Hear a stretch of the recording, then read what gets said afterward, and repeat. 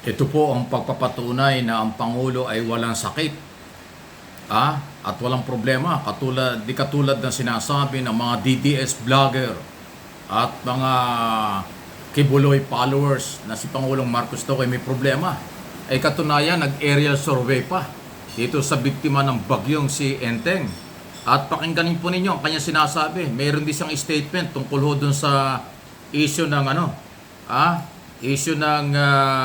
may kaugnayan dun sa warrant of arrest. Okay? Ni Kibuloy, pakinggan nyo yung sinasabi ng Pangulo. Mayroong interview sa kanya habang nasa loob ng presidential chopper. An arrest warrant for him. Ayan o. Parang hindi niya yata masyadong naintindihan ang proseso ng pagka nag-issue ang korte ng bench warrant, warrant for arrest. It is out of our hands already. It is in the court's hands. Kailangan ang kausap niya ang korte. Dahil ang executive, ang papel lang namin ngayon ay arrestuhin siya. So, all of these conditions that he's putting in are immaterial.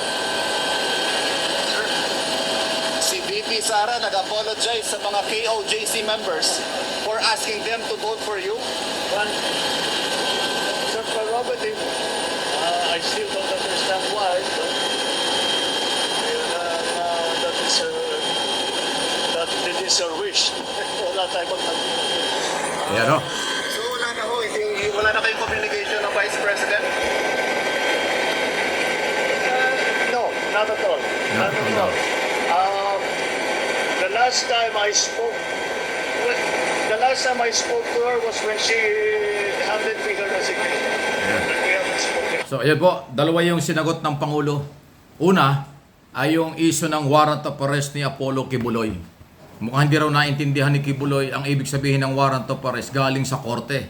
Walang kinalaman ang Executive Department na lagi ko na sinasabi yan. Walang kinalaman ang Office of the President sa warrant of arrest galing sa korte. Ang court order ang sinusunod ng PNP. Yan ang sinasabi ng Pangulo dyan. Pangalawa, yung issue na tinanong na nagsisisi na raw at nagsosorry si Vice President Sara Duterte sa Kingdom of Jesus Christ kaugnay sa pagsuporta kay Pangulong Marcos. Ang sabi niya, well, wala tayong magagawa dyan, nasa kanya yan. Tinanong ulit kung meron bang official communication na hindi pa raw naman natatapos yun, meron pa rin kahit paano. Yan ang pagliwanag ng Pangulo. So, itong pagharap ng Pangulo, pagsakay sa presidential chopper para magkaroon ng aerial inspection sa biktima ng kalamidad, ay pagpapatunay sa fake news na naman na ipinalabas ng mga Duterte at Kibuloy supporters na nagsasabing ang Pangulo ay ipinasok sa St. Luke's at merong sakit. So talagang paulit-ulit po ang fake news na ginagawa ng mga ayaw at gustong pabagsakin ng ating Pangulo. Na dahil sa paulit-ulit na fake news, wala nang naniniwala sa kanila. Kasi kung totoong may sakit, bakit nakasakay ng chopper, nag-i-inspection, at nakangiti pa nga habang ini-interview?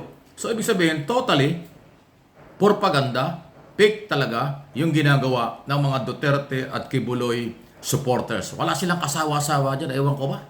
Hindi na makaka-recover ang mga yan. Wala ka nang dapat paniwalaan sa kailang mga sinasabi. Dahil lagi silang mayroong ganong pahayag na paninira sa Pangulo nang wala namang sapat na ebidensya. Di ba? Ayan sakay ang Pangulo at nag-iikot-ikot, nagtatrabaho. Ayun At saka yung maganda yung issue sa warrant of arrest, dapat daw maintindihan ni Kibuloy na walang alam ang Executive Department dyan, hindi trabaho nila yan. Ang trabaho ng Executive Department, katulad ng paulit-ulit ko na sinasabi sa ating mga video, ay ipatupad ang batas.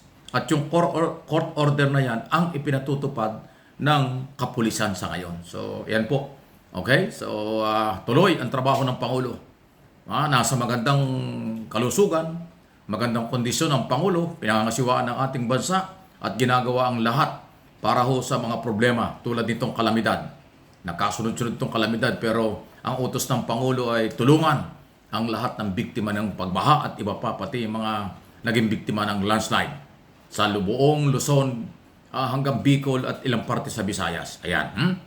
So, nasa magandang kamay ang ating bansa sa paghawak ng ating Pangulo. Malayong malayo doon sa mga panaginip bangungot, paninira, fake news ng Duterte Kibuloy followers. Ano ha? Wala na silang kasawa-sawa dyan. Okay? So please like dito sa ating mga video at tinututukan natin ang lahat ng mga ganyang galawan. So habang masama ang panahon, tuloy ang buhay.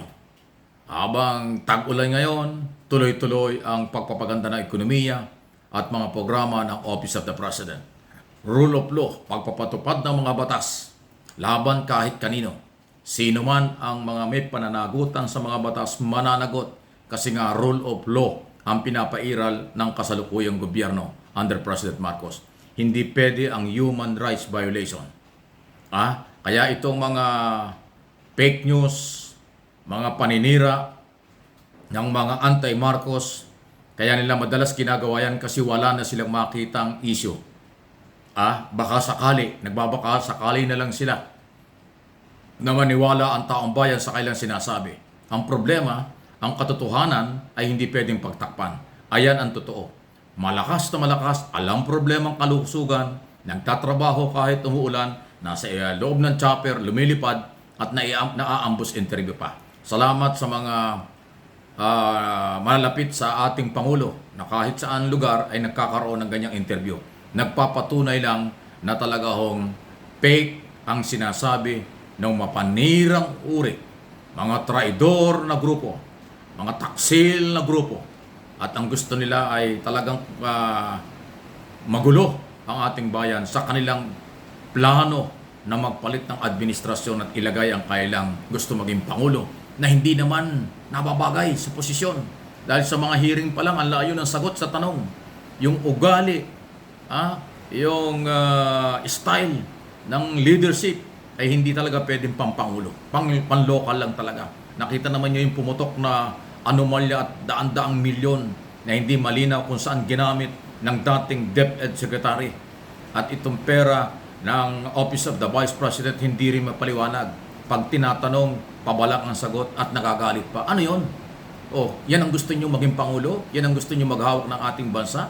Abay, nakakaya tayo sa international community. Yan ang aking opinion.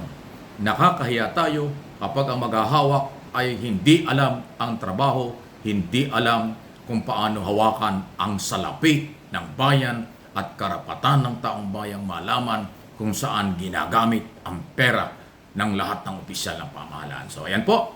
So, maging maingat lang. Please like and subscribe, follow sa aking mga channel dito sa MA Pinoy TV at Mike Abe Opinions. Tulungan po ninyo ako at magpapatuloy ang ating suporta sa Pangulo. Magpapatuloy ang ating paghahayag ng mga katotohanan, taliwas sa mga fake news na ginagawa ng mga makapiling grupo